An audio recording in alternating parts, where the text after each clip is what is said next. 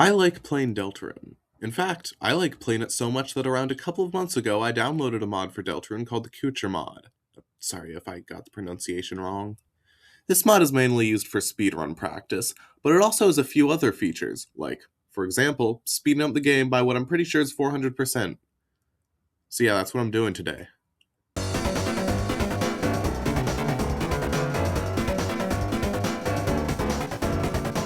Yeah, I'm only doing chapter 1 in this video. Spoiler alert, I found this to be a fairly difficult challenge, and this is the easiest chapter of the game, so I don't want to play all 4 chapters only to have this video not do well. If you want to see me play through the rest of the chapters, maybe give this video a like, or you could watch for a few more minutes first if you want to make sure that this interests you.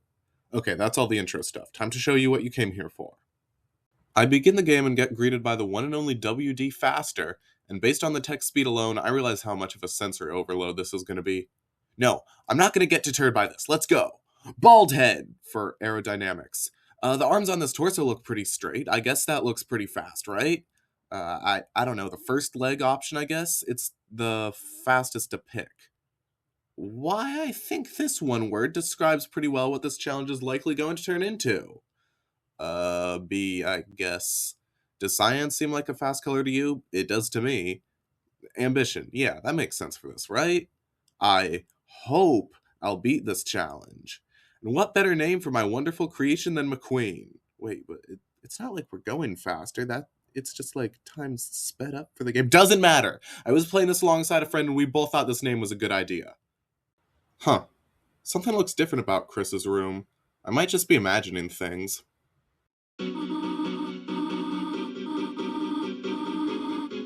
Oh, the music is... I don't think this sounds right. Oh, it didn't even get to the beat drop. Oh, this worries me. Okay, let's just skip ahead a bit. Nothing really interesting happens for the next 3 minutes. Which is to say the next 45 seconds. And there they go. Not sure how they survived that one. Anyways, I fool around for a bit before the game crashes, and I start over. I'm pretty sure I make the same choice in the Goner Maker, but I'm not 100% sure, which leaves the last couple of minutes in a state of dubious canonicity. One mostly uneventful trip through the cliffs later, and... Oh, that's really hard to dodge, actually. I make it to Castletown, and realize that the Legends music is split into 2 parts for this scene, it seems. Huh, neat. Yeah, that still weirds me out. This feels too fast. Oh, he just rode in like a bullet, or else he's gonna be in a cast for a month! Man, I want to listen to Deltarune's music, but I'm not 9 anymore. I just hope it doesn't sound any different. Wait,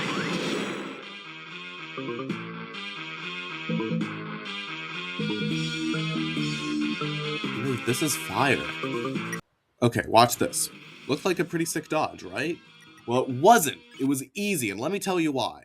See, the big difficulty of this challenge is that while the soul might have its speed buffed to match the rest of the game, my reaction times are just as okay as ever, and at 4 times speed, amazing reaction speed is considered horrible, so okay reaction speed is not good. However, this affects some attacks far more than others. To put it simply, the best method to dodge attacks that I have is to try to predict where the attacks will go before they happen. In other words, I'm gambling. However, some attacks have less luck involved than others, with this attack being a prime example of that. It always involves Lancer riding straight through the battle box, then riding up the wall, across the ceiling, and back down to where he started while launching spades at us. In other words, I can dodge this semi-consistently by holding up when the attack starts, then quickly moving clockwise around the edge of the battle box. So, to put it simply, enemies using attacks with a lot of variance mean that I'm probably going to get hit unless I get so lucky that I either dodge every attack by staying still or by flailing around like an idiot. All that explanation for how I dodged that attack and I still ended up getting hit later. Good job, me. Oh, I wasn't running before? I didn't really notice. Wonder why that is. Ah, great, I got hit on one of the easiest attacks in the game. I didn't even know that it only did 1 damage. Fuck! Okay, I guess I'll only be attacking when I really need to then. It doesn't matter, I was mostly going to stick to acting anyways. After all, acts don't have timing minigames, do they? Foreshadowing is a narrative device in which suggestions or warnings about events to come are... After the tutorial, I tried to hug Rousey because my friend told me to. Alas, I'm too fast. Well, I think I might have done worse in that tutorial segment than I have ever before, even several years ago when I played it for the first time and was a child who was bad at video games. But hey, that just means things are only going to get. It's chapter 1. The enemies are based off of toys and will stop fighting if you ask them nicely.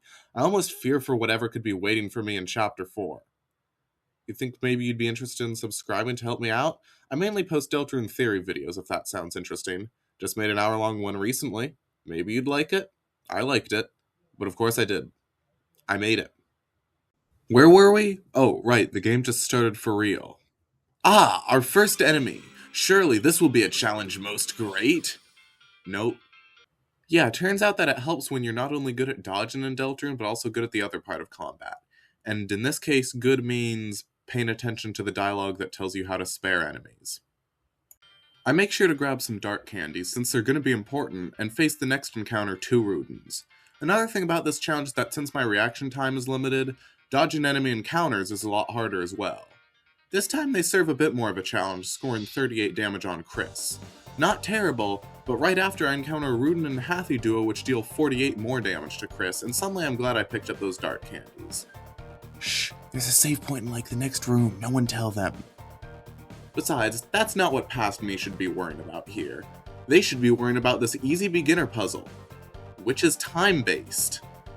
I'll cut to when I solved this, and just say that this took me a bit more than 2.5 minutes to complete, and when I finally got through, I almost ran right into the next room before realizing I had done it. Look at them, just standing there in shock.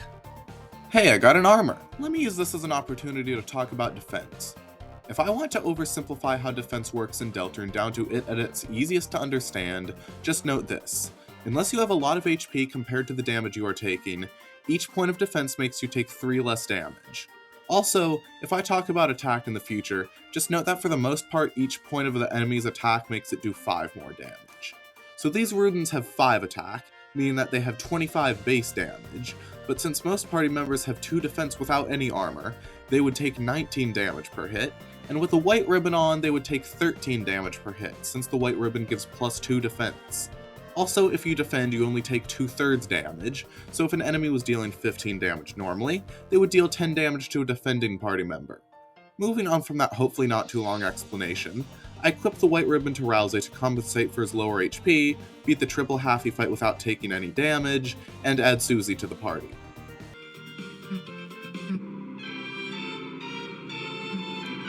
Oh no, the songs are overlapping again.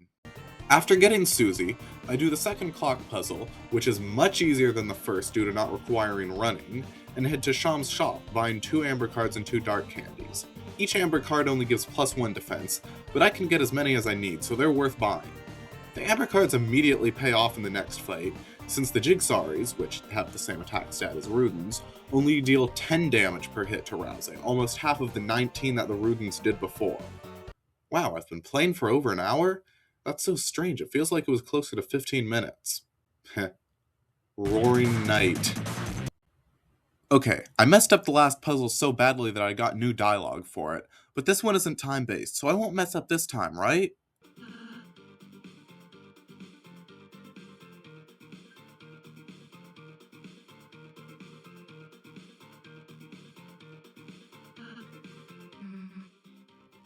Look, I didn't mean to. I'm able to get through the next fight faster than normal by not warning the enemies about Susie, since I can still spare them all without her beating any of them up too much. Is it obvious that I'm just trying to teach you more about Deltarune's combat yet? Whatever, it's a good thing that I'm able to beat these guys quickly, because afterwards I go back to buy some more items, so I just have to fight them again. After fighting them for the second time, I progress to the Great Board, which is full of these timing-based mini-games. The first one is alright, I just have to position myself in the right spot and use quick movement. The second one, I'm not sure how I did it first try, at most I just had some practice a couple of months or so prior. The third one requires me to line myself up so that if I keep running to the right, I can almost get to the end before getting sent back, requiring me to make some precise adjustments to get through. Additionally, the Great Board has the Pawnmen enemies, who are fairly easy to deal with, as using Goodnight on one disables it from attacking, and using Lullaby also puts Susie to sleep and makes the other enemies tired, meaning I can deal with the others before sparing it last. Also, through the power of a Homestuck reference, Chris, Susie, and Rousey become proud members of the Lancer fan club. Now it's time for the first real boss, K Round. It has a surprisingly high attack stat of 7.5, which gets buffed by 0.5 when it heals, meaning that after a heal, Chris is taking 28 damage per hit, Rousey is taking 25, and Susie is taking 34. A lot of Chapter 1 enemies have fairly high attack stats, but this is usually balanced out by them having fairly easy to dodge attack patterns. With 4 times speed, this becomes a lot more of an issue. The fight wasn't too hard, but Chris almost went down, and I had to heal twice since I was getting hit so often. If you slow the footage down to 25% speed, it looks like I'm genuinely terrible at Deltarune. Despite that, I win, and save the next 20 minutes of Lancer's life, which... Okay, I feel like I've already made enough jokes about time working differently in the game. I might need new material. Before entering Scarlet Forest proper, I take the time to backtrack and pick up more healing items, because compared to the enemies in Fohad, the forest enemies have pretty high attack stats of 8 and 9 for Rabbik and Bloxer respectively. However, that's not the only thing that makes these enemies more difficult.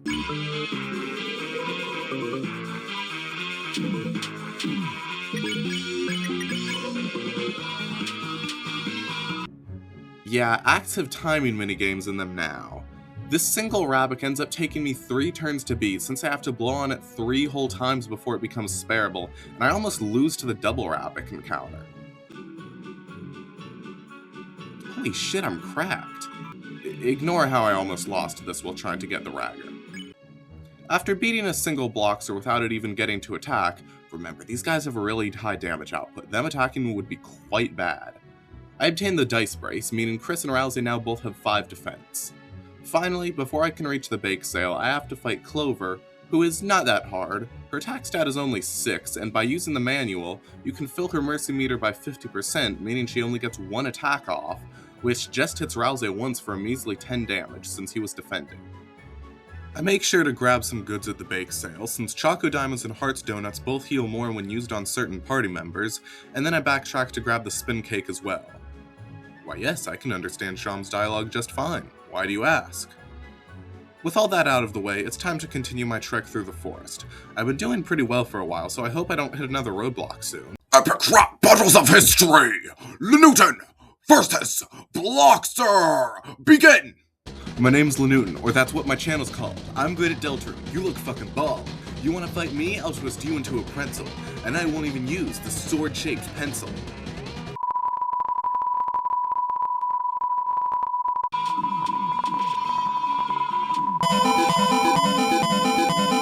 I lost 4 times on this fight. I had to use the spin cake to get through. However, there's a nice bonus that I get when I win. You see, another thing that you may or may not know about Deltarune is that once you beat an encounter, it will often become easier to avoid once it respawns. These Bloxers, for instance, no longer notice you unless you run right into them. Because of that, I can now avoid them far easier when passing through this section again. Okay, so I lost to them 5 times. 6 times!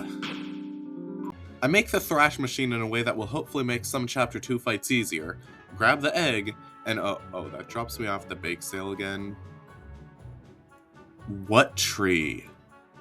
The forest maze isn't too bad, but I end up encountering a pair of Rabbiks and I go back to the save point to heal, which resets the maze. I am able to make it past the Bloxer fight, which is good because I don't want to deal with those guys again anytime soon. But by the time I get through the maze, the only items I have left are a Lancer Cookie and a Revivement. Oh no, he's lost where the forest would grow. The Lancer and Susie fight is easier than the K-Round fight, since by using Sing on Susie, I can make Lancer revert back to the same attacks he was using in the tutorial fight. Susie does wake up around halfway through the fight to hit Chris for a good chunk of damage, though. After that fight, I make it through the chase section with a bit of HP to spare, eat some moss, and grab the Iron Shackle for Susie. Honestly, the best part of this challenge might be how every cutscene just goes really fast now. The time between the start of the Lancer cutscene fight and the party getting out of the elevator was only around a minute long. Anyways, once I get to Card Castle, I go straight to backtracking. That's right, it's time to buy more items from Sham and get another spin cake. I'm not fighting Jeb. I tested this fight for a bit on another save, and while it might be possible, you would need to get really lucky, and compared to other secret boss rewards, I'm not that interested in getting the Devil's Tail or Devil's Knife for this challenge. Plus, even if I beat Jevil, I don't think I'm gonna do the Shadow Crystal quest, since the knight would just kick my ass, and I can't even think of how I'd get past the knight's final attack. I also go say hi to the original Starwalker. It just wouldn't feel the same without him. Whoa, I didn't know they could do that. Ascending the floors of Card Castle is a breeze. The enemies don't have minigames in their acts anymore, and I have 3 party members now, so their high attack stats are a lot less threatening. I'm able to get the Club Sandwich and Dainty Scarf, but for some reason the chest with the revivement just doesn't spawn. Future me here. It seems that to get the chest to spawn, you have to first interact with all 3 Lancer portraits on the 4th floor. It's fine, there's a way to get infinite revives in Chapter 4. Also, more dialogue that I didn't read about. Cool. This Rudin is signed because Rules is hot, this Rudin is signed because they're tired. Proceeding without the second mint, there's only one more fight before the final boss. K-Round again. A rematch fight which would normally be easier than the first becomes surprisingly difficult, due to both the timing minigame in the act and the frequent damage taken. Chris and Rousey almost go down a couple of times, and a fight that I would normally be able to do in 3 turns takes 7 instead. With that out of the way, all that remains is King.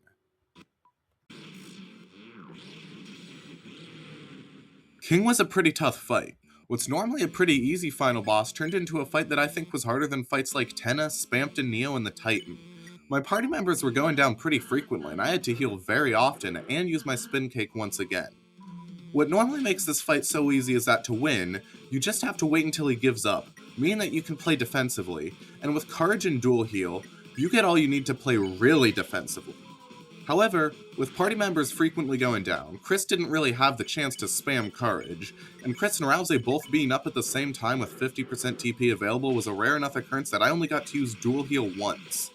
I was just barely able to win here while also saving the Revivement and Club Sandwich for future chapters, but I got pretty close to losing. I imagine future end of chapter fights will be even harder, since I'll actually have to do stuff to win. All 6 of my losses were from the same stupid double Bloxer encounter. Those guys have a higher attack stat than King, I don't have Susie in the party, and I have to use Axe to beat them. Well, that's the challenge. If you want to see me play through future chapters, please support the video by liking, or commenting on what you think might give me trouble in chapters 2 through 4, or comment about something else. I don't care as long as it doesn't make me feel bad. It helps the video. Before going to bed, I do a few little side quests in Hometown, like putting the egg in Asgore's fridge, talking to Onion, and telling Noelle that Susie eats chalk. She gives me a good healing item in Chapter 2 for this, it's optimal. And with that done, Chris goes to bed and Chapter 1 ends. But not before the most stunning lore revelation of all, Chris turns pansexual at night!